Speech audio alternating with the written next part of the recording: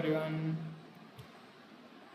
Maths का वो direction test वाला लेक्चर आपने सबने देख लिया होगा, ऐसी मैं उम्मीद करता हूँ। और किसी को क्वेरी नहीं आई अभी तक, अच्छी बात है। चलो अब अपन स्टार्ट करते हैं अकाउंट्स का। अकाउंट्स का अपना लेजर और ट्रायल बैलेंस वाला हो चुका था। लास्ट वाला क्वेश्चन आई थिंक जो 14 था वो होमवर्क था, राइट। तो अब भी अपने को स्टार्ट करने का सब्सिडरी बुक्स। पहले देखा अपन ने क्या रहता सब्सिडरी बुक्स। देखो सब्सिडरी बुक मतलब जर्नल ही है। जब क्या होता है, जब बिजनेस हमारा बहुत बड़ा हो जाता है, बहुत सारे ट्रांजेक्शन्स रहते हैं, हजारों लाखों, तो फिर एक अगर जर्नल बुक बनाएंगे अपन, जर्नल यदि एक ही बनाए, जर्नल एक बनाएगा मतलब एक ही रजिस्टर रहेगा, उसी में सारे एंट्री कर रहे, जर्नल एंट्री कर रहे।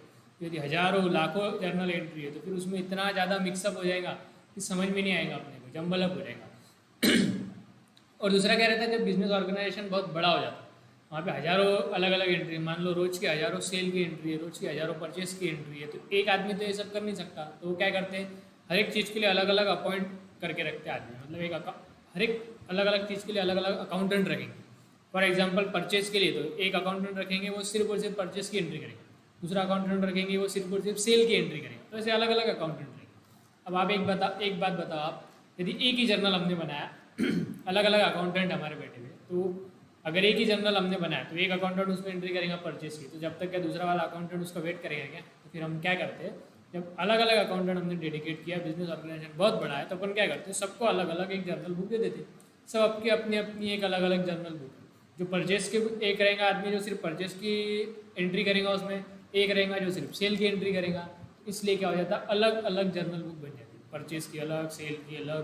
तो जो अलग अलग जर्नल बुक हमने बनाई, इसी को हम बोलते हैं सब्सिडरी बुक। ठीक है, समझ में आया क्यों बनाते हैं सब्सिडरी बुक, कि बहुत सारे ट्रांजेक्शन हो जाते हैं, इसलिए अलग अलग बुक में हम लोग रिकॉर्ड करते हैं। और ये सब्सिडरी बुक ये जर्नल का पार्ट है, लेजर का नहीं, जर्नल का पार्ट है। It is substitute to journal. ये यदि हमने बनाया तो हम जर्नल अलग से नहीं बनाएंगे, क्योंकि ये खुद अपने आप में जर्नल है, लेजर नहीं है। सब्सिडरी बुक बनाया तो लेजर बनाना पड़ता, फिर से बोल रहा हूँ, सब्सिडरी बुक बनाया तो भी लेजर बनाना पड़ता, सिर्फ थोड़ा सा फर्क आता।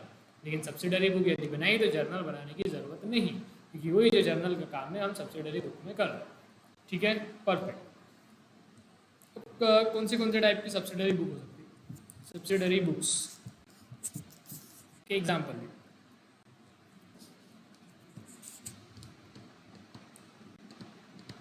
सब्सिडरी बुक्स, देखो सब्सिडरी बुक में सबसे पहला तो रहेगा कैश बुक, फिर purchase book, next cell book, next purchase return book. कितने भी बना सकते हैं, ऐसा कुछ नहीं, लेकिन जो नॉर्मली बनती है वो मैं बता रहा हूँ। परचेज रिटर्न बुक, जो बिजनेस में जो ट्रांजेक्शन ज़्यादा होंगे उसके लिए अलग से बुक बनाएगा। सेल्स रिटर्न बुक्स, हो सकता है किसी बिजनेस के अंदर परचेज रिटर्न सेल रिटर्न होता ही नहीं, तो purchase return cell return book क्यों बनाएगा। तो जहाँ पे जो ज़्यादा होता है वो बुक बनाएंगे। परचेज रिटर्न सेल रिटर्न हो गया। एक रह सकता bill receivable book, bill payable book, है ना। कैश बुक में भी अलग अलग टाइप रहते हैं। कौन से टाइप रहते हैं क्या यार, एक रहता है हमारा नॉर्मल कैश बुक, जिसको हम बोलते हैं सिंगल कॉलम कैश बुक। एक रहता है डबल कॉलम कैश बुक, और एक रहता है ट्रिपल कॉलम कैश बुक,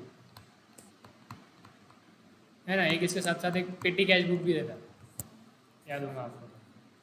तो इतने सारे हमारी सब्सिडरी बुक बनती 7। और इनमें यदि ट्रांजेक्शन जो भी कवर नहीं हुए, वो उसके लिए हम लोग कहाँ पे जर्नल एंट्री पास करेंगे, उसके लिए जो बुक बनाएंगे उसको बोलेंगे हम जर्नल प्रॉपर।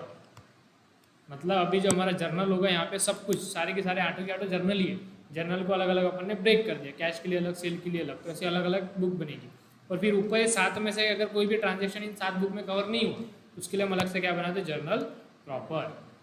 पक्का यहाँ तक समझा, ठीक है। और यदि मान लो किसी ने सब्सिडरी बुक बनाया, तो इसका मतलब ये नहीं कि वो 7 भी या 8 भी सारी सब्सिडरी बुक बनाएगा, ऐसा ज़रूरी नहीं है। जिसको जो ट्रांजेक्शन ज़्यादा रहेंगे वो सब्सिडरी बुक बनाएगा। हो सकता है कि इसमें 2 ही सब्सिडरी बुक बनाए, सेल्स बुक और परचेज बुक, हो सकता है। जहाँ पे भी ट्रांजेक्शन ज़्यादा है वैसी सब्सिडरी बुक बनेगी, सारी बने एक ही ऑर्गेनाइजेशन में ऐसा ज़रूरी नहीं है। ठीक है, पक्का? ठीक है।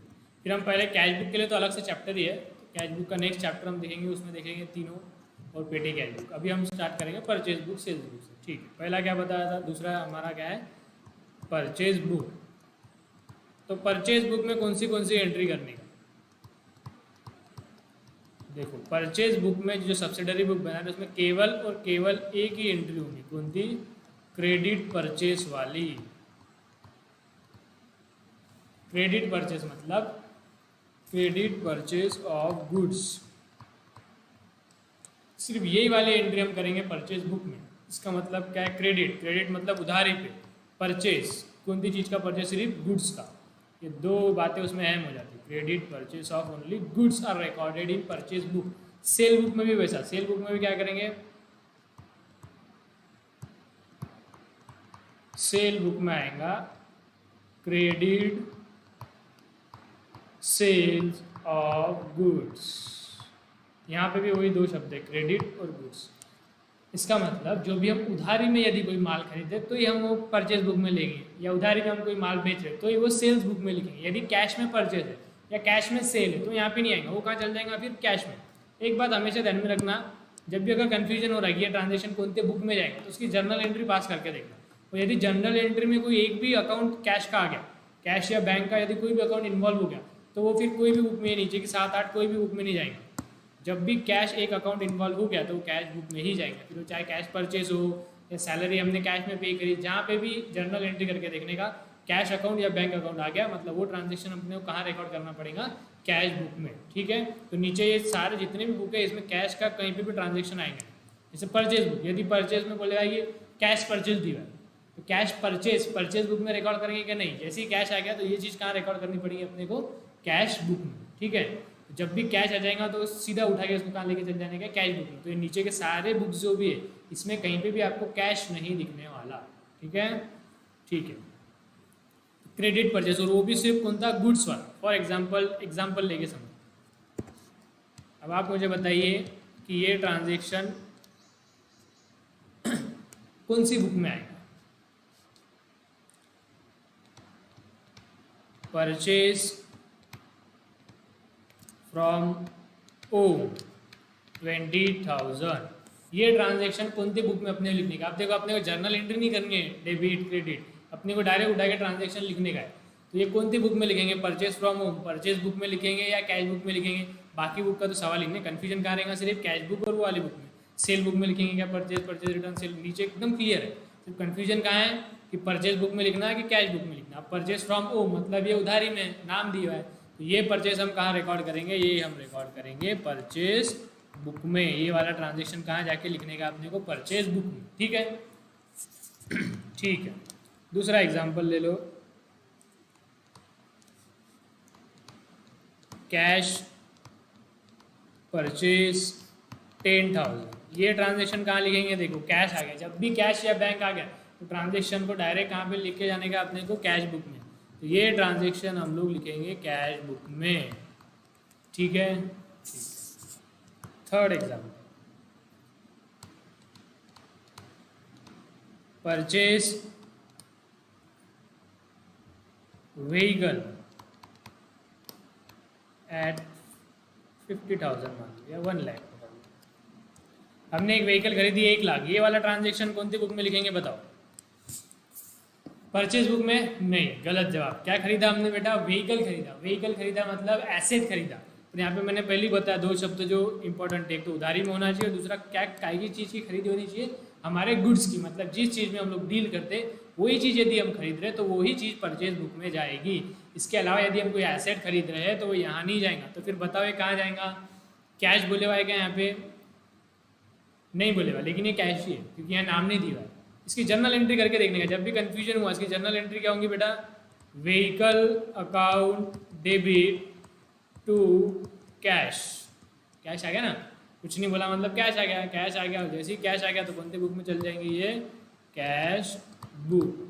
ठीक है, पक्का। Next example, purchase computer eight 30,000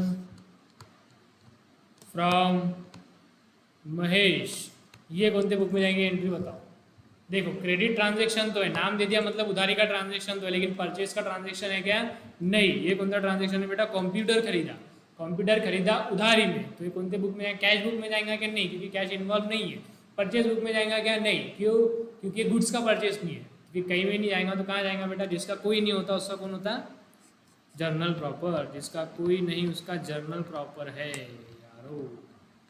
फिर ये कहाँ पे जाएगा? Journal proper. ठीक है, next example, goods sold to Ayush. Ayush को गुड्स सोल्ड किया 15,000, बताओ। सोल्ड है और उधारी में है, गुड्स की बात चल रही, तो कौन सी बुक में जाएगा? ये सेल्स बुक में, है ना? जी हाँ। ये बताओ तो, फर्नीचर सोल्ड एट 20,000, फर्नीचर बेचा, तो ये सेल बुक में तो नहीं जाएगा क्योंकि एसेट का ट्रांजैक्शन होगा, दूसरा कुछ नाम नहीं है, मतलब कैश में सेल होगा। इसकी जर्नल एंट्री क्या आएंगी? फर्नीचर सोल्ड की, फर्नीचर बेचा तो कैश आएंगी बिजनेस में, कैश आई तो कैश बढ़ी, मतलब एसेट बढ़ा, एसेट बढ़ा तो डेबिट, तो cash account debit. Furniture business से चले गया, एक एसेट चले गया, एसेट कम हो गया तो क्रेडिट, फर्नीचर अकाउंट क्रेडिट। इसकी जर्नल एंट्री क्या आएंगी? Cash account debit to furniture, cash आ गया, जैसे ही कैश आ गया तो ये कहाँ पे जाता बेटा? Cash book.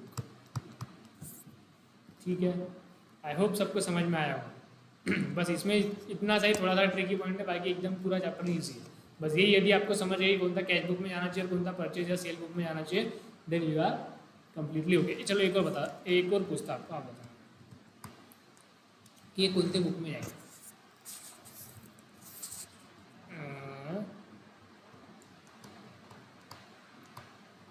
Purchase return to Piyush worth 10,000, कौन से बुक में जाएगा बेटा? परचेज रिटर्न किया पीयूष को, कौन से बुक में जाएगा? Purchase return book. एकदम सिंपल सर, क्यों पूछा है अब पता चलेगा क्यों पूछा मुझे। अब ये बताओ, परचेज रिटर्न वर्थ 20,000, अब ये कौन सी बुक में जाएगा बताओ? परचेज रिटर्न में। सर क्या बात करते? नहीं बेटा, देख यहाँ पे नाम बोला क्या? नहीं। इसकी जर्नल एंट्री क्या होंगी? सिर्फ इतने ट्रांजैक्शन की, परचेज रिटर्न वर्थ 20,000। इसकी जर्नल एंट्री क्या होंगी? परचेज रिटर्न है, परचेज का अपोजिट मतलब क्रेडिट, तो परचेज रिटर्न अकाउंट क्रेडिट होगा। डेबिट क्या होगा? कुछ नहीं बोला तो कैश, मतलब क्या हुआ? पीयूष ने हमको कुछ तो भी खराब माल बेचा, ऊपर वाले में तो अपना नाम, पीयूष का नाम पता था, यहाँ पे नाम नहीं पता है, मतलब कैश में ट्रांजैक्शन हो गया था। आप मान लो कोई दुकान पे गए, आपने कैलकुलेटर लेके आया, 100 रुपये दिए उसको, कैलकुलेटर लेके घर पे आए, घर पे आके देखे तो कैलकुलेटर कुछ और ही गलत कैलकुलेशन बता रहा, कैलकुलेटर खराब हो गया, 2 और 2 10 बता रहा। फिर तुमने क्या किया? दुकान पे गए, उसको कैलकुलेटर वापस दिया, आपने पैसे दे दिए थे, कैलकुलेटर वापस दिया, उसने बोला भैया दूसरा ले लो, तुमने बोला नहीं तुम्हारा दुकान कैलकुलेटर खराब है, मेरे को मेरे पैसे वापस दो, तो आपने कैलकुलेटर दिया तो उसने पैसे वापस दिए, ये ट्रांजेक्शन है। तो इसकी जर्नल एंट्री क्या होंगी? कैश वापस मिली ना, तो cash account debit to purchase return. इसकी जर्नल एंट्री क्या होंगी? Cash account debit to purchase return. और जैसे ही कैश आ गया तो ये ट्रांजेक्शन कहाँ पे जाता बेटा? कैश बुक में। मैं फिर से बोल रहा, यदि कभी भी कुछ भी क्वेश्चन में डाउट हुआ कि ये कहाँ जाएगा, चुपचाप उसकी साइड में रफ में जर्नल एंट्री करने का, और जैसे ही यहाँ पे कैश और बैंक आ गया सीधा उठा के कैश बुक में। ठीक है, पक्का? ओके, अब आप एक काम करो, ये आपके रजिस्टर में सारे एग्जाम्पल्स लिखो, ये ऊपर की भी बात लिखो, जो परचेज बुक मैंने लिखा ना, ये वाली चीज़, ये वाली चीज़, ये दोनों और ये सारे एग्जाम्पल आप एक जगह पे लिख लो स्टार्टिंग में, ताकि आगे का भी कन्फ्यूजन हुआ कौन सी चीज़ कहाँ जाएंगी तो आपको समझ में आवे अच्छे से, है ना? ठीक है, चलो लिखो फटाफट। अब मैं यहाँ पे रुकूंगा नहीं, आपने इसको पॉज करने का और लिखने का। ठीक है, मैं आगे बढ़ता हूँ।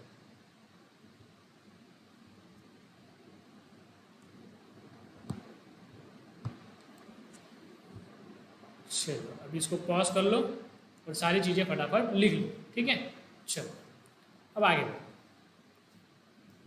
अब अपने को देखने का परचेज बुक और सेल बुक का फॉर्मेट। फॉर्मेट क्या रहेगा सर? फॉर्मेट सर जी एकदम सिंपल रहेगा। फॉर्मेट कैसा रहेगा, परचेज बुक हो या सेल बुक हो, फॉर्मेट सेम ही रहता है। देखिए ये फॉर्मेट रहेगा, पहला कॉलम काय का रहेगा बेटा, पहला कॉलम रहेगा डेट का, दूसरा कॉलम रहेगा पर्टिकुलर्स, तीसरा कॉलम रहेगा जर्नल है। सब्सिडरी बुक मतलब जर्नल है, तो यहाँ पे क्या आएगा बेटा LF। LF मतलब लेजर फुल यू, कि इसका लेजर कौन से पेज पे उसका नंबर यहाँ पे लिखते हैं। एग्जाम पॉइंट ऑफ व्यू से कॉलम कुछ काम का नहीं है, खाली रहेगा लेकिन बनाना जरूरी है। फिर इसके बाद में दो अमाउंट की कॉलम बना लेंगे, एक दोनों का अमाउंट अमाउंट भी बोल सकते हैं, या इसको आप डिटेल्स बोलो या इसको अमाउंट बोलो। अब देखो जैसे जर्नल का जो अपना फॉर्मेट फिक्स था कि डेट आना चाहिए, पर्टिकुलर आना चाहिए, LF, debit amount, credit amount, ऐसा सब्सिडरी बुक का कोई फॉर्मेट फिक्स नहीं है। क्योंकि सब्सिडरी बुक हर कोई बनाता क्या नहीं, सब्सिडरी बुक वही बनाता है जिसको ज़रूरत है। जर्नल एंट्री तो सभी बनाएंगे, लेजर तो सभी करेंगे, फाइनल अकाउंट सभी करेंगे। तो जो चीज़ सब लोग करते हैं उसके लिए एक फॉर्मेट फिक्स करके रख दिया ताकि सब अलग अलग ना बनावे ना, कन्फ्यूजन नहीं हो, कोई नहीं तो अपने हिसाब से बना रहा, कोई अपने हिसाब से बना रहा। तो इसलिए यदि कोई चीज़ हर कोई व्यक्ति कर रहा तो उसका फॉर्मेट एक फिक्स कर दिया जाता है कि सब लोग इसी फॉर्मेट में बनाओ ताकि सबको पढ़ने में आसानी जाए।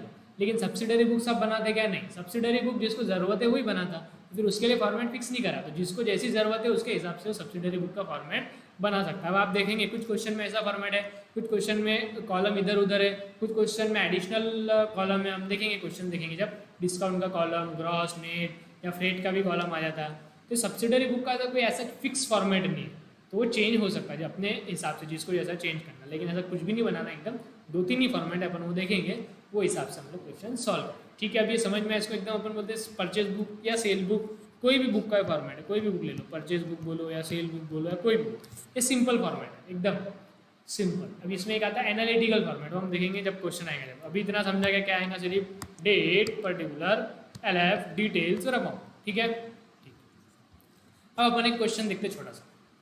क्वेश्चन आपको, अच्छा ये नोट्स आपको नहीं मिली होंगी, तो ये नोट्स नहीं मिली तो सर क्या करना है, देखो ICI की वेबसाइट पे ये तो मॉडल की नोट्स मिल जाएंगे ICI की वेबसाइट पे, नहीं तो मैं भी डाल दूंगा ग्रुप में, मैं PDF इसकी डाल दूंगा, ठीक है, वहाँ से आपको मिल जाएगा। दूसरा, अभी जब हम क्वेश्चन देखेंगे, क्वेश्चन वाली जो नोट्स है वो आपके पास नहीं है तो मैं वो भी PDF डाल दूंगा। यदि आपको लग रहा है PDF से सर नहीं जम रहा तो आप प्रिंट आउट निकाल लो या फिर ऑफिस से आपको कलेक्ट करना पड़ेगा। ठीक है, ये दोनों भी लिखना है आपको, हाँ, ये भी लिखना है, सब्सिडरी बुक के एग्जाम्पल ये भी लिखना है, ये भी लिखना है, तीनों चीज़ों आपको लिखनी है। अब मैं अगर कभी बोलना भूल भी गया तो आपने ध्यान में रखना क्या लिखना है क्या नहीं, पॉज करके लिखते रहने का, नहीं तो बस प्रवचन सुन रहे आराम से। अब आपको थोड़ा दिमाग लगाना पड़ेगा, ये मैंने लिख लिया तो फटकने लिख लेने का। बुक में दिया हुआ रहता था, बुक में तो बेटा सभी दिया हुआ है, क्वेश्चन भी दिए हुए, आंसर भी दिए हुए, जब अपन लिखते तब अपने को याद रहता ना, तो सब कुछ लिखने का, ये भी लिखो, ये भी लिखो और ये भी लिखो।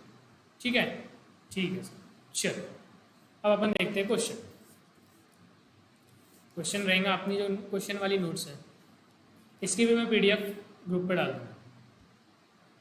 पहला क्वेश्चन देखो क्या बोलेगा, from the following transaction prepare purchase book and post them to the ledger in the books of Mihir.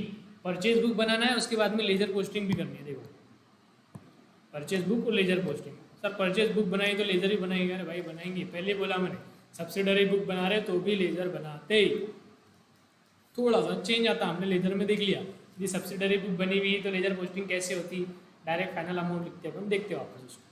ठीक, क्या बोला पहले, परचेज फ्रॉम अनुपम, लक्ष्मी, राजेश सब दिया।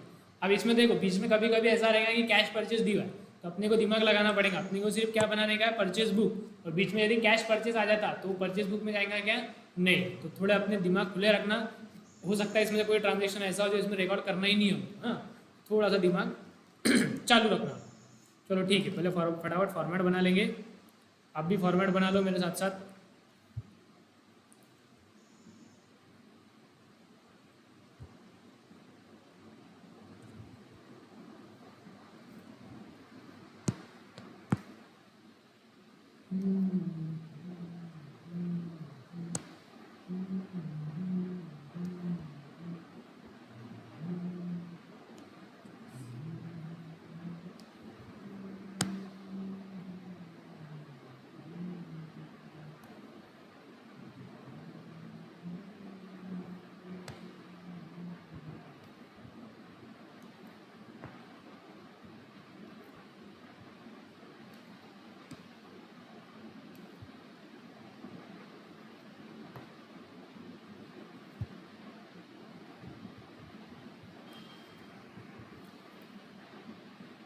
चलो ठीक है।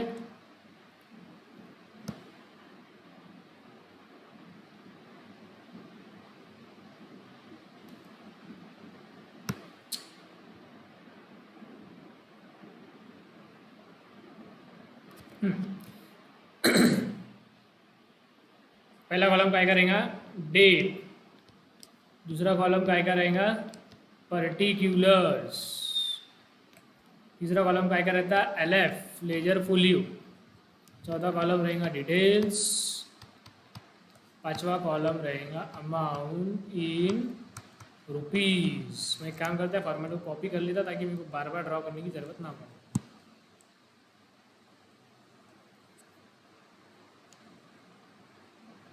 Copy paste. चलो हाँ, ये अभी क्या बना रहे बेटा अपन, परचेज बुक। अब पहला क्वेश्चन आप मेरे साथ देखने का अच्छे से, बाद में आपको ही करना है। आपको आता होगा फिर भी एक बार देखो, हो सकता है कुछ आगे पीछे रह गया। परचेज अकाउंट लिख रहा था मैं, परचेज अकाउंट नहीं है बेटा, ये क्या है, परचेज बुक।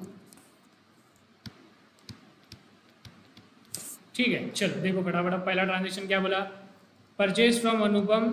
अनुपम से खरीदा 2 डजन रजिस्टर एट 100 पर register and 1 gross pen eight 10 पर पेन। परचेज की एंट्री है, पहले डेट में डेट लिख देना, जो भी डेट रहेंगी, जो भी डेट रहेगी। देन क्या है, परचेज फ्रॉम अनुपम। अनुपम तो यहाँ पर लिखेंगे अनुपम।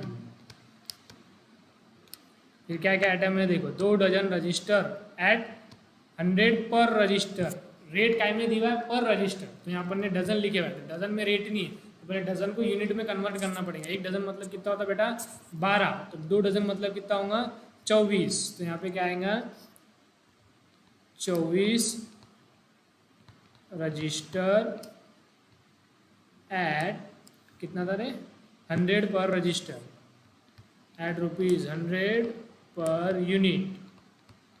तो ये कितना हो जाएगा, 24 इंटू 100, 2400। कैलकुलेटर अलाउड है अपने को, कैलकुलेटर का यूज़ करना फटाफट।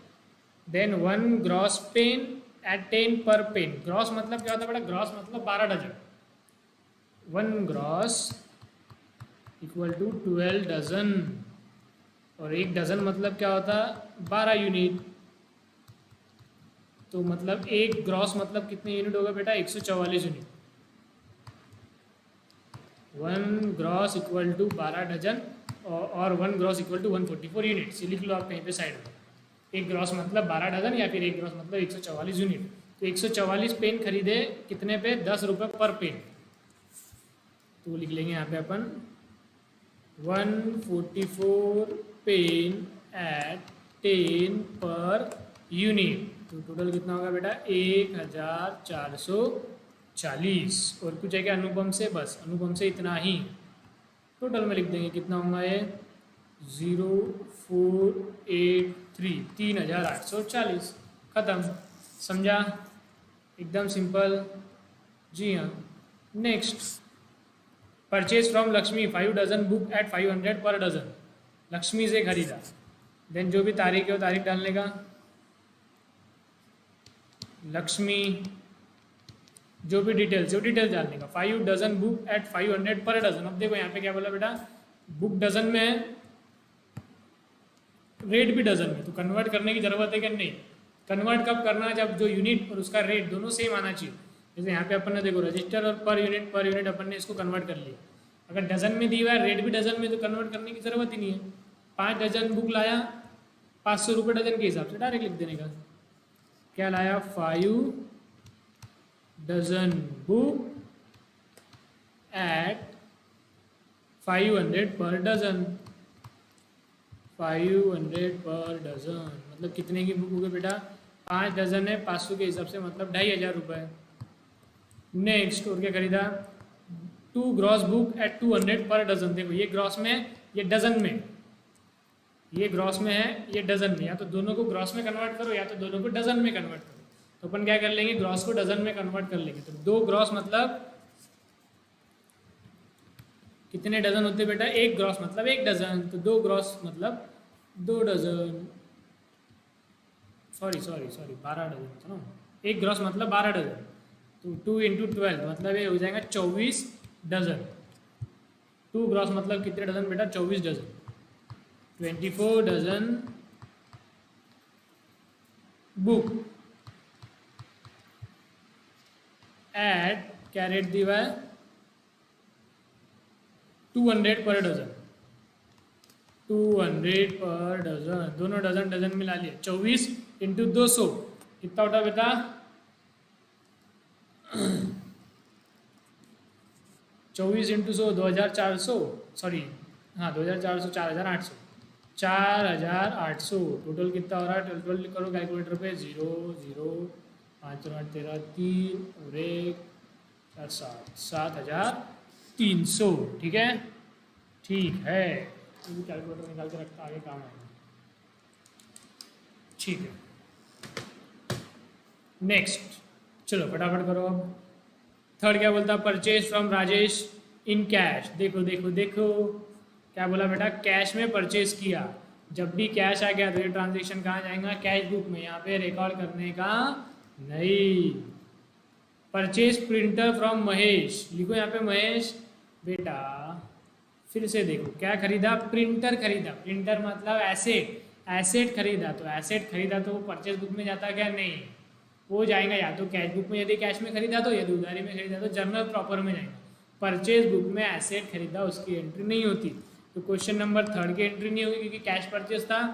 4th वाली एंट्री नहीं होगी क्योंकि एसेट परचेज था। हम क्या बना रहे? सिर्फ परचेज बुक।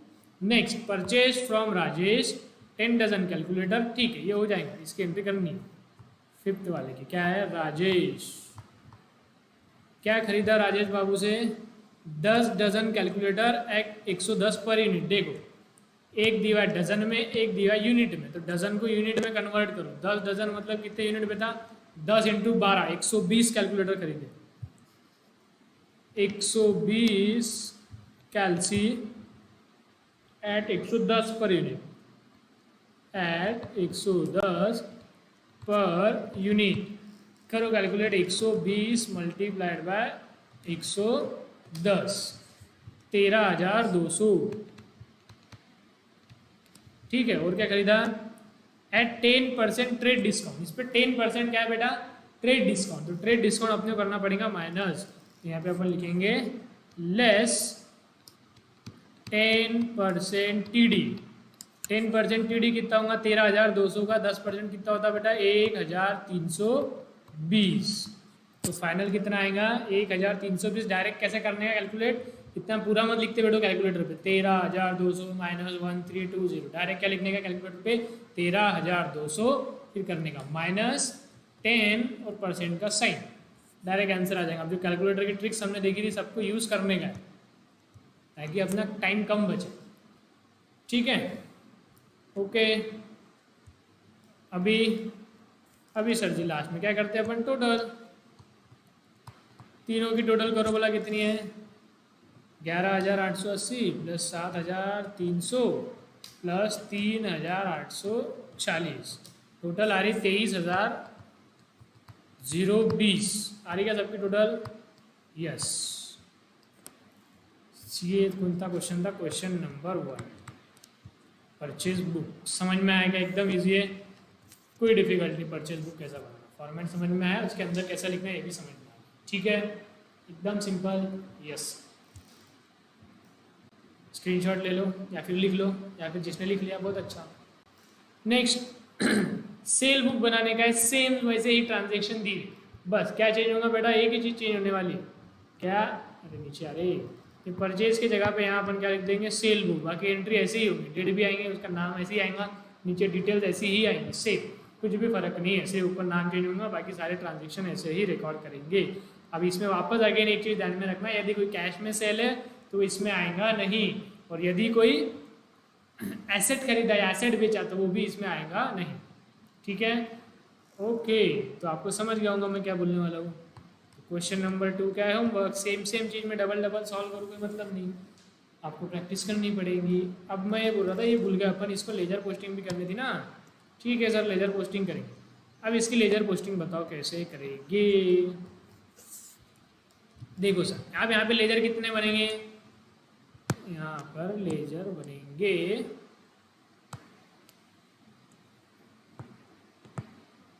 लेजर कितने बनेंगे देखो, एक लेजर तो बनेगा परचेस का, दूसरा बनेगा अनुपम का, तीसरा बनेगा लक्ष्मी का, चौथा बनेगा राजेश का। 4 लेजर बनेगा, ठीक है। तो फिर फटाफट 4 लेजर बनाना, हमें पूरा फॉर्मेट नहीं बनाते बैठ रहा, आपने बना लेना। 4 लेजर कौन से बनेंगे बेटा, एक बनेगा परचेस का, एक बनेगा राजेश का। एक काम करता मैं तीनों एक साथ बनाता हूँ, लेजर कौन से लेजर बने हैं अपने, एक है परचेस अकाउंट, दूसरा कौन है अनुपम अकाउंट, तीसरा कौन सा है लक्ष्मी अकाउंट।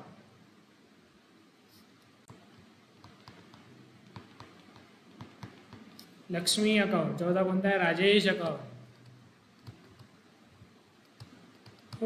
ये 4 लेजर बनेंगे, ठीक है। चलो लेजर पोस्टिंग कैसी करनी है। अब मेरे को एक बात बताओ, जिसकी सब्सिडरी बुक बनी उसी का लेजर थोड़ा सा अपन अलग बनाते, बाकी सबका लेजर सेम रहता।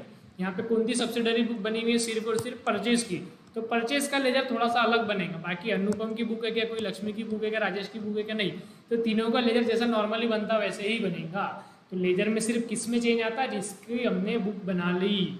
किसकी बुक बना ली, परचेज बुक। अब क्योंकि परचेज बुक बना ली तो डिटेल में हम परचेज लेजर नहीं बनाते, परचेज लेजर में डायरेक्ट क्या उठा के लिख देंगे, परचेज बुक की टोटल। क्यों ऐसा करते हैं, क्योंकि सेम चीज़ बार बार लिखने का क्या मतलब, वो सारी इन्फॉर्मेशन अपने को परचेज बुक से मिल ही जा रही है, तो डबल डबल लिखने से अच्छा अपन क्या करते हैं, परचेज के लेजर में सीधा टोटल उठा के लिख देंगे। अब परचेज है, परचेज क्या है, एक्सपेंस, एक्सपेंस है तो इसका कौन सा बैलेंस रहता, डेबिट बैलेंस। तो ये कौन से साइड में लिखेंगे बेटा, डेबिट साइड में लिखेंगे। क्या लिखेंगे, डायरेक्ट 23,020, और ये लास्ट डेट पे एंट्री होगी। हाँ, और उसके सामने क्या लिखते हैं अपन, टू सन्ड्री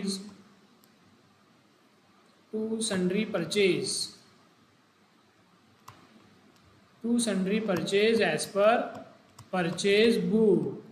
अब ये सन्ड्री की जगह आप लिख सकते हैं to many purchase as per purchase book, या आप डायरेक्ट लिख सकते हैं to purchase as per purchase book, ऐसा कोई स्ट्रिक्ट नहीं, ठीक है। ये बस लेजर इसका परचेज का इतना ही बनेगा। इधर क्लोज हो जाएगा, टोटल कर लेंगे 23,020, इधर आ जाएगा आपका बैलेंस बाय बैलेंस CD 23,020, ये CD को कर लेंगे बाद में BD, टू बैलेंस BD 23,020, खत्म, परचेज का लेजर खत्म।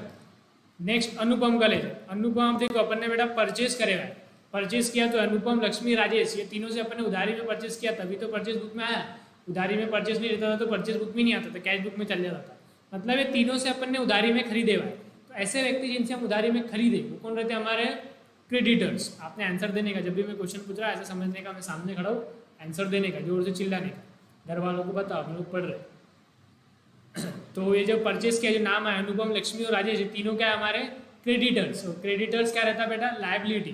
तो लायबिलिटी का कौन सा बैलेंस रहता, क्रेडिट बैलेंस। तो ये नाम में जब भी हम एंट्री करेंगे तो कौन से साइड में करने वाले, क्रेडिट साइड में करेंगे। ये क्रेडिट साइड, यहाँ पे अपन एंट्री करेंगे, क्या लिखेंगे यहाँ पे, बाय परचेज। लेजर में अपन अपोजिट लिखते ना, तो अनुपम का कितना परचेज है बेटा, टोटल 3,840, तो यहाँ लिखेंगे 3,840, ठीक है।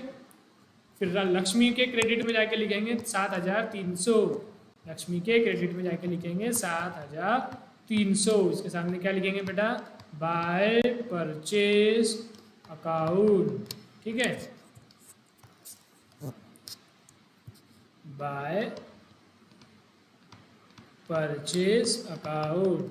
तीसरा कौन है, राजेश। तो राजेश के क्रेडिट में जाके लिखेंगे 11,880, राजेश के क्रेडिट में लिखेंगे 11,880। उसके सामने क्या लिखेंगे बेटा, बाय परचेज अकाउंट, ठीक है। इसको वही बैलेंस कर लेने का, टोटल कर लेने का, टोटल कितनी आएंगी, 3,840, 3,840, इधर आएगा टू बैलेंस CD 3,840, ये बैलेंस को करेंगे BD बाय बैलेंस BD 3,840। और बच्चे के दोनों लेजर को आपने कर लेना। ठीक है, तो समझ में आया लेजर कैसे बनेंगे। तो लेजर कैसे बनेंगे सब्सिडरी बुक से, एक तो सब्सिडरी बुक का जो खुद है वो खुद एक लेजर बनेगा और जितने भी नाम है उनके लेजर बनेंगे। सारे लेजर बना लिया। परचेज का क्योंकि बुक बनी हुई, जो भी बुक बनी हुई रहेंगी परचेज या सेल, उसमें डिटेल में एंट्री नहीं करते अपन, क्या करेंगे डायरेक्ट एक इकट्ठा एंट्री कर लेंगे, sundries as per purchase book या सेल बुक, बैलेंस कर लेंगे, टोटल कर लेंगे। बाकी जो नाम है इंडिविजुअल नाम में जैसे इंडिविजुअल एंट्री होनी चाहिए वैसी एंट्री होगी। अब सिर्फ डेबिट में करना है कि क्रेडिट में करना, तो थोड़ा दिमाग लगाने का। यदि परचेस की एंट्री कर रहे हैं, परचेस का लेजर है तो परचेस का जाएगा डेबिट में। यदि परचेस बुक क्रेडिटर की एंट्री कर रहे हैं तो उसके लिखेंगे हम क्रेडिट साइड। यदि सेल बुक है तो सेल बुक की एंट्री कहाँ करेंगे, क्रेडिट साइड में। और सेल अपन जिसको कर रहे हो कौन रहते, डेटर्स, वो एसेट रहते। जो डेटर्स के नाम आएंगे सेल बुक में उसकी एंट्री कहाँ होंगी, डेबिट साइड। मतलब एसेट है तो डेबिट में, लायबिलिटी तो क्रेडिट में, एक्सपेंस है तो डेबिट में, इनकम है तो क्रेडिट में। इतना आपने दिमाग लगा। ठीक है ना, एकदम सिंपल। पहले परचेज बुक बनाओ और लेजर बनाओ, एकदम सिंपल सर। समझ में आया, पक्का? ओके। तो क्वेश्चन नंबर 2 आपके लिए है होमवर्क। सभी होमवर्क है, लेक्चर भी होमवर्क ही है, होम पे देखने का। ठीक, अगला क्या बोलेगा बेटा, देखो, from the following transaction prepare purchase book and post them into ledger. Question तो सेम है लेकिन इसमें थोड़ा सा अलग है। देखो, जब बहुत सारी चीज़ें रहती है ना, यहाँ पे अभी तक एकदम कुछ भी नहीं था, एकदम सिंपल था। बस एक जगह पे डिस्काउंट आया, बाकी कुछ था नहीं। जब क्या रहता है, हर जगह पे डिस्काउंट आ रहा तो अपन क्या करेंगे, एक डिस्काउंट का कॉलम ही अलग बना लेंगे। हर जगह पे फ्रेट आ रहा तो अपन क्या करेंगे, फ्रेट का कॉलम ही अलग बना लेंगे। मैंने पहले ही बोला था ना, जो सब्सिडरी बुक है इनका फॉर्मेट फिक्स नहीं है, अपने रिक्वायरमेंट के अनुसार हम लोग उसका फॉर्मेट चेंज कर सकते हैं। आपको बताते कैसे चेंज करना। अब देखो, यहाँ पे आप देखेंगे तो हर जगह पे यहाँ ट्रेड डिस्काउंट है, यहाँ पे फ्रेट है, यहाँ पे ट्रेड डिस्काउंट है, फ्रेट है। तो ट्रेड डिस्काउंट रेट बार बार आ रहा है, तो हर बार लिखना उससे अच्छा अपन एक कॉलम ही अलग से बना लेंगे। एक ट्रेड डिस्काउंट का बना लेंगे और एक फ्रेट का बना लेंगे। फ्रेट मतलब ट्रांसपोर्टेशन चार्जेस। तो फिर जब बहुत सारे ये जो थी नॉर्मल कैश बुक या परचेज बुक या नॉर्मल या सिंपल परचेज बुक थी, जब बहुत सारे इससे हम कुछ कॉलम और ऐड करेंगे तो उसको क्या बोलेंगे, एनालिटिकल फॉर्मेट। जो मैं बता रहा था आपको, 2 फॉर्मेट है, एक ये वाला फॉर्मेट, इसको अपन बोलेंगे सिंपल फॉर्मेट, और एक एनालिटिकल, जो आपको क्वेश्चन नंबर 3 में मैं बना के बता रहा अभी, एनालिटिकल फॉर्मेट। ठीक है, समझ में आया था ना ये? ठीक है, ये मिटा दूँ फिर मैं? ओके, ये मैं कर देता हूँ डिलीट।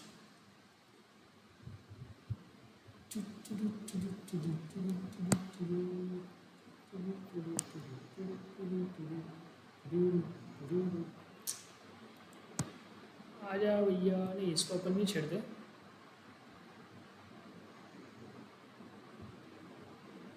चलो एक अलग ही बना लेता फॉर्मेट, बाद में काम ही आएगा।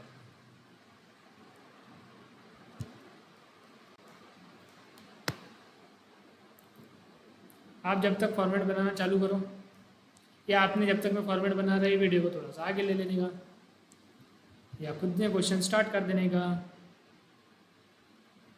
कुछ ना कुछ तो करने का, सिर्फ बैठे नहीं रहने का। अब यहाँ पे अपनी परचेज की बुक थोड़ी सी लंबी बनेगी। अब इसमें देखो बेटा, कौन कौन से कॉलम आएंगे। एक तो डेट तो हमेशा ही आता,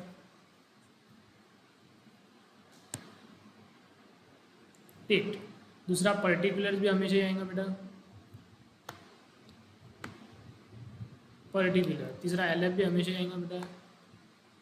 हाँ, फिर एक कॉलम बनाएंगे अपन ग्रॉस अमाउंट के लिए, फिर उसमें से कर लेंगे ट्रेड डिस्काउंट माइनस, उसके लिए अलग कॉलम ट्रेड डिस्काउंट के लिए।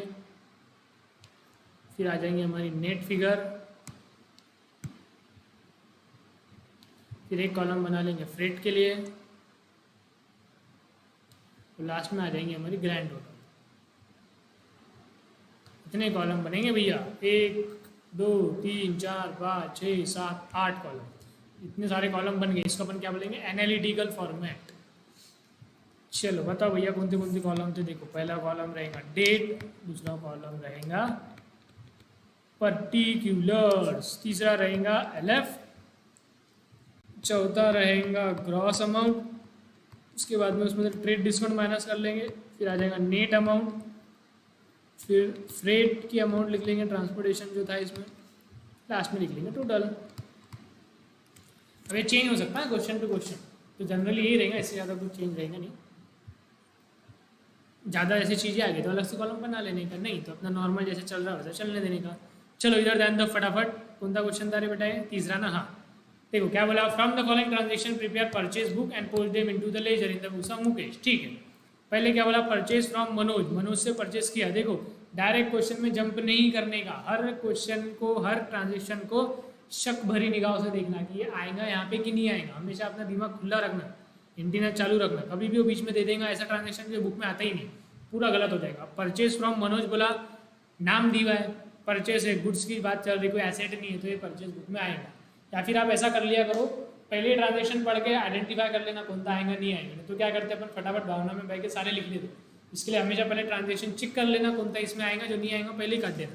तो ये तो आएगा, परचेज फ्रॉम ओम ये भी आएगा, परचेज फ्रॉम आयु ये भी आएगा, ये भी आएगा, ये भी आएगा, इसमें सारे ट्रांजेक्शन आने। ठीक है, कैश का कुछ नहीं, सॉरी देखो लास्ट में क्या बोला था, परचेज फ्रॉम 100, परचेज 50 100, नाम दिए ही नहीं, तो ये कैश में परचेज था, मतलब ये ट्रांजेक्शन की एंट्री करनी नहीं, बस पहले 4 की एंट्री आएगी। ठीक है, ठीक, चलो देखो पहला क्या है, purchase from Manoj 50 shirts, purchase from Manoj, जो भी तारीख है, ऊपर क्या नाम है बेटा इसका, मनोज, तो मनोज कुमार का नाम हमने लिख लिया। आगे क्या बोला, purchase from Manoj 50 shirt eight 500 पर शर्ट।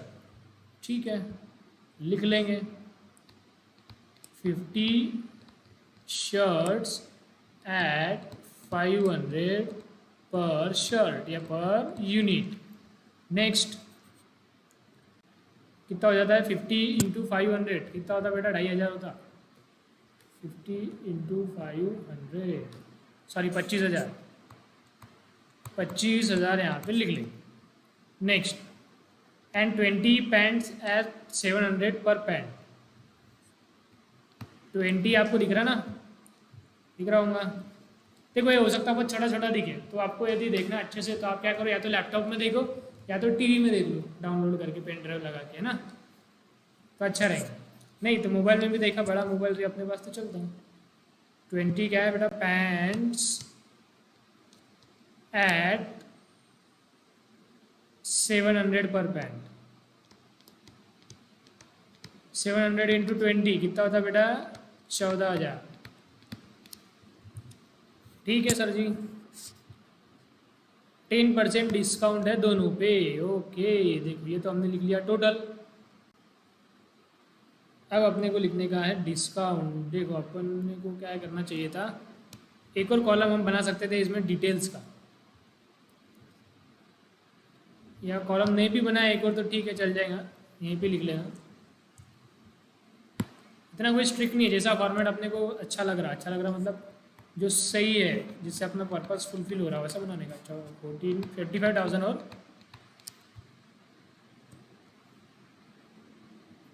टोटल कितनी होती बेटा, 14,000,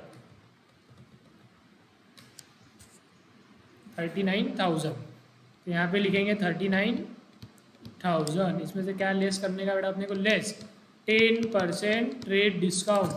10% ट्रेड डिस्काउंट बोले तो कितना आ जाएगा, ये 3,900। तो कितना बचेगा, 39,000 माइनस 3,900। ऐसा नहीं करने का, कैसा करने का, 39,000 माइनस 10%, कितना आ रहा, 35,100।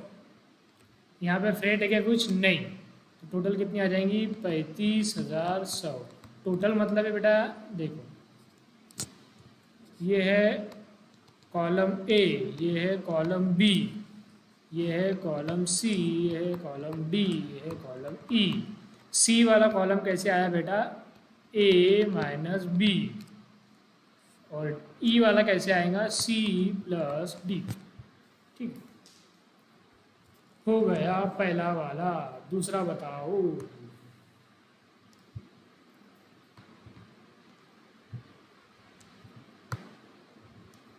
दूसरा, purchase from Om 10 T shirt at 200 per unit. लिखो फटाफट। दूसरा, परचेज फ्रॉम ओम, क्या खरीदा बेटा, ओम से 10 टी शर्ट 200 के भाव से। 10 T shirt at 200 per unit, तो कितना हो जाएगा वो, 2,000। ठीक है, फिर क्या है अगला, 15 shorts, 15 shorts at ₹150 and freight paid 500। 15 shorts at 150, 15 shorts at 150 per unit. 15 into 150 करो, 15 इंटू 150, 2250। टोटल कितना हो जाएगा बेटा? 4250। ट्रेड डिस्काउंट है क्या इसमें? ट्रेड डिस्काउंट नहीं, इसमें क्या डायरेक्ट फ्रेट 500। ट्रेड डिस्काउंट कुछ है ही नहीं, ट्रेड डिस्काउंट में आएगा 0। नेट कितना आएगा बेटा? कुछ नहीं था तो 4250 वैसा का वैसा, और फ्रेट कितना था? 500, तो टोटल हो जाएगा 4750। ठीक है, आया समझ में? पक्का? ठीक है। नेक्स्ट थर्ड देखो, परचेज फ्रॉम आयुष। आयुष से खरीदा हमने 50 sweaters eight 300 per unit. 300 per unit से स्वेटर खरीदे। लिखो फिर 50 स्वेटर्स आयुष से।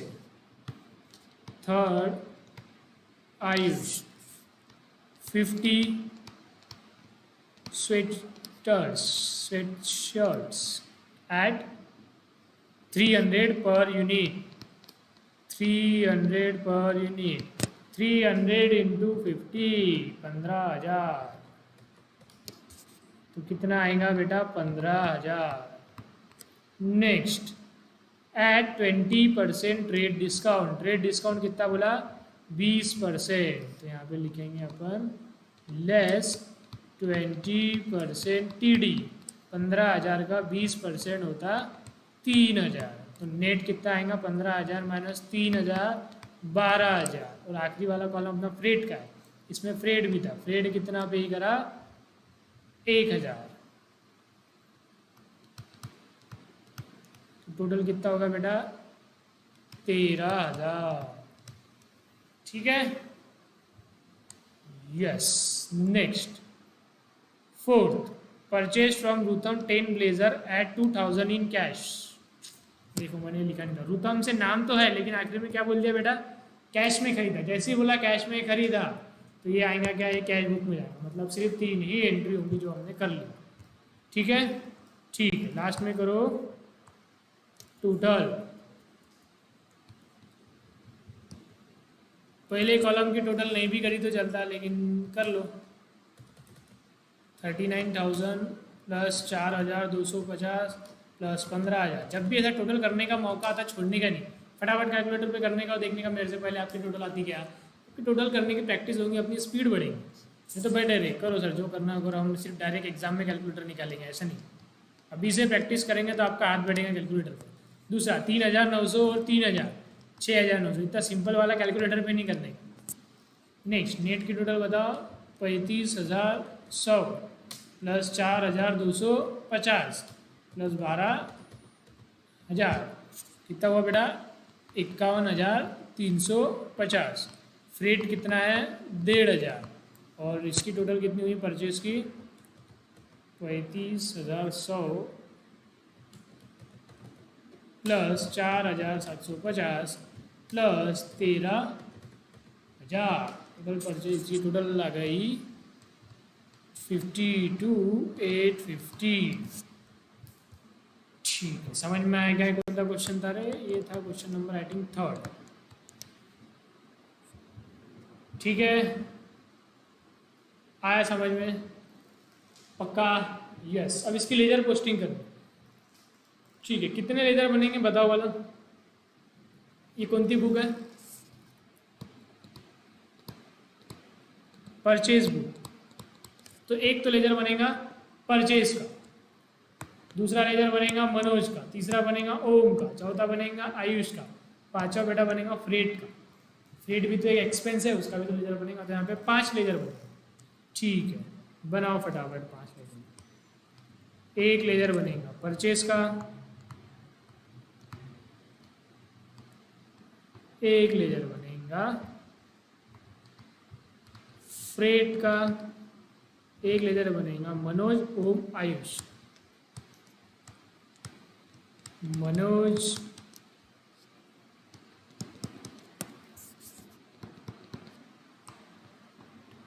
ओम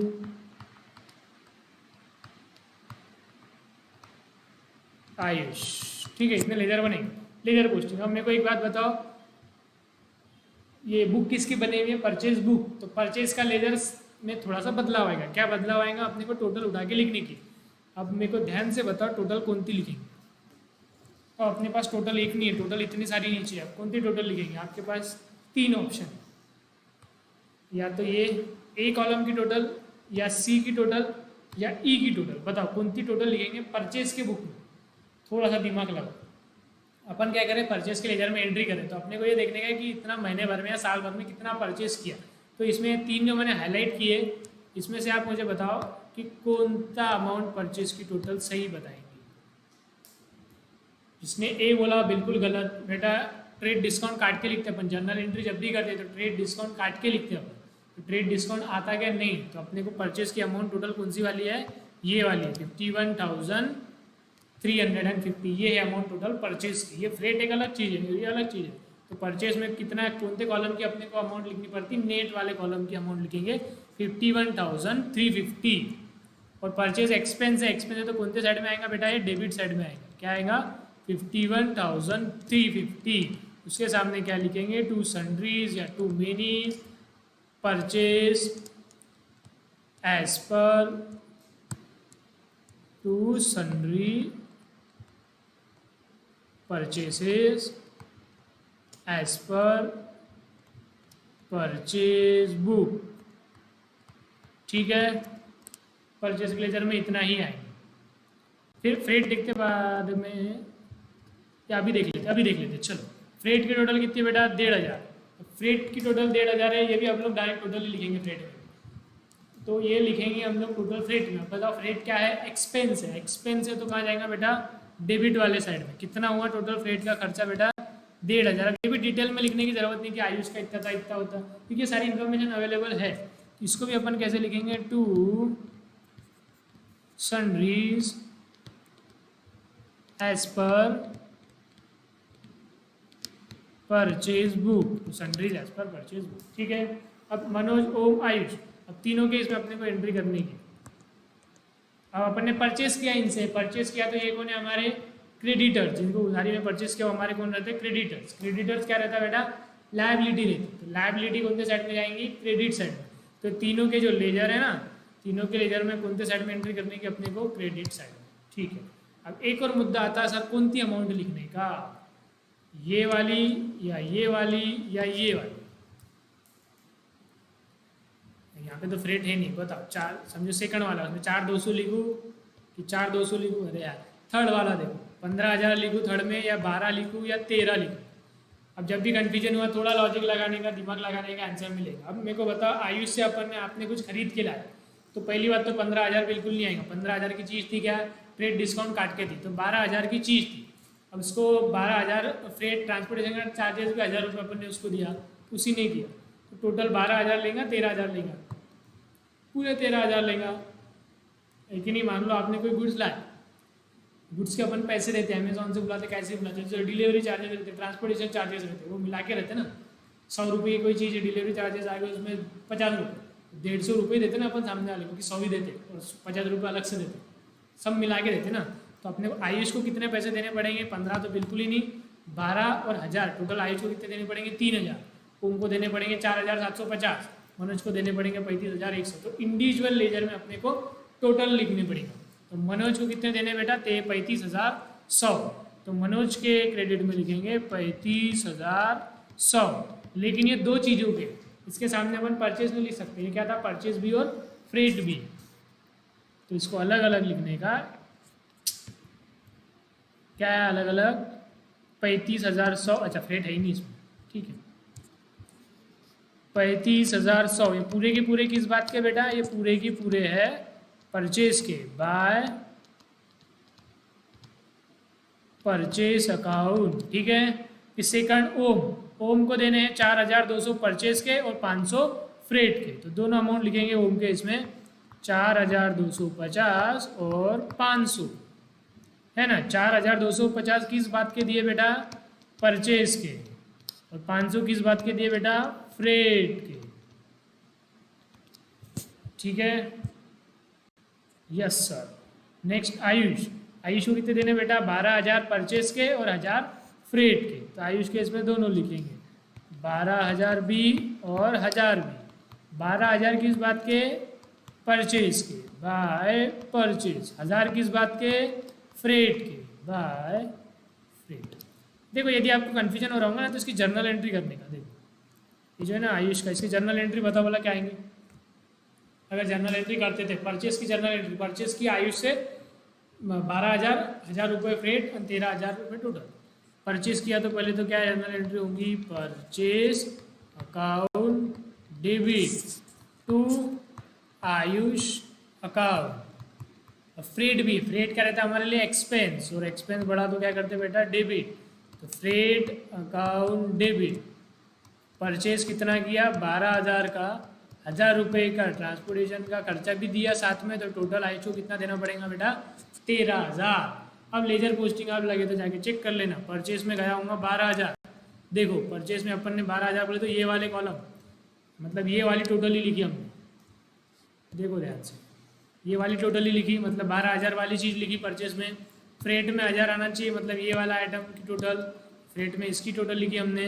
लास्ट में आयुष में आना चाहिए 13,000, मतलब ये लास्ट वाले इसकी।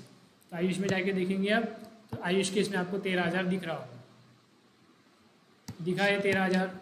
अब इसके सामने दो चीज़ें रहती है अपोजिट, एक परचेज और एक फ्रेट। तो यही दो चीज़ मैंने उठा के यहाँ लिखी, परचेज और freight.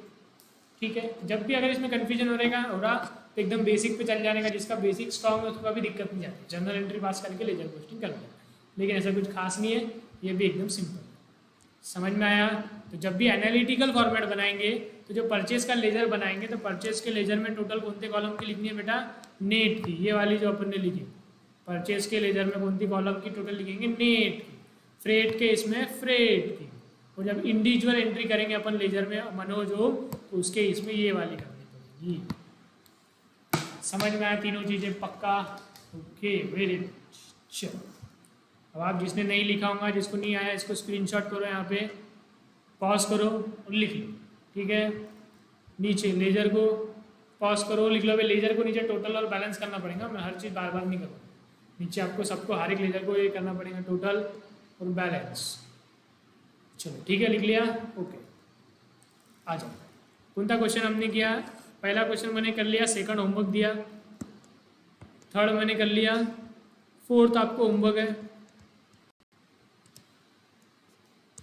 Purchase return book. Sir आपने परचेज रिटर्न तो बताया नहीं यार, ये सेम ही रहता, परचेज रिटर्न हो परचेज हो, बस यहाँ पे क्या बन जाएगा? ये परचेज बुक बनाया था, इसके जगह यहाँ आ जाएगा परचेज रिटर्न बुक। वही नाम आएंगे, वही आइटम्स के अमाउंट है, वही लिखने का है। बुक सब सेम ही रहते हैं, कोई दिक्कत नहीं। तो परचेज रिटर्न बुक भी आप कर सकते हैं। अगेन इसमें ऐसी चीज़ ध्यान में रखना, कौन सी चीज़ ध्यान में रखना? कैश से रिलेटेड चीज़ उसमें नहीं आएंगी और एसेट से रिलेटेड भी चीज़ नहीं आएंगी, ये ध्यान में रखना हमेशा। ठीक है, तो पहले मार्क कर लेना, नहीं तो गलती हो जाती है। मैं गारंटी देता, इसमें लोग इतना बोलने के बाद में भी गलती करेंगे। कोई कैश वाला आइटम उसमें लिख लेंगे या एसेट वाला आइटम लिख लेंगे, क्योंकि अपन जब लिखते हैं ना फॉर्म में, अपने को आइडिया नहीं रहता, स्पीड में अपन देखते इधर एंट्री देखते उधर लिख देते। तो पहले ही क्वेश्चन पढ़ लेने का, पहले ट्रांजेक्शन देख लेने का, और पहले ऐसे जो ट्रांजेक्शन कैश में या एसेट वाले पहले वही ट्रांजेक्शन को पहले कट कर दे। ठीक है, ठीक है। रिटर्न इनवर्ड मतलब क्या होता है बेटा? रिटर्न इनवर्ड, रिटर्न इनवर्ड मतलब हमारे बिजनेस में रिटर्न आया गुड्स, मतलब sales return. Return inward book मतलब कौन सी? Cell return book. ठीक है, ये भी कर सकते हैं। तो आपको होमवर्क में 3 क्वेश्चन करने हैं, question number 2, question number 4, question number 5। PDF आपको मिल जाएंगी। पीडीएफ नहीं भी मिली तो देखो, नाटक नहीं करने का, ये नहीं हुआ सर, वो नहीं हुआ इसलिए नहीं किया। दिख रहा अभी? पॉज कर लो, लिख लो, या फिर स्क्रीनशॉट ले लो। क्वेश्चन नंबर 2, ठीक है। अभी पॉज कर लो, क्वेश्चन नंबर 4, ठीक है। अभी कर लो क्वेश्चन नंबर 5। तीनों क्वेश्चन आपके पास आ गए, यदि नोट्स नहीं है फिर भी तीनों क्वेश्चन आपको होमवर्क करने का है। ठीक है, समझा? पक्का? ओके, चलो आज के लिए इतना ही काफ़ी रखते हैं, बाकी का हम लोग देखेंगे बाद में। ठीक है, bye bye, have a nice day.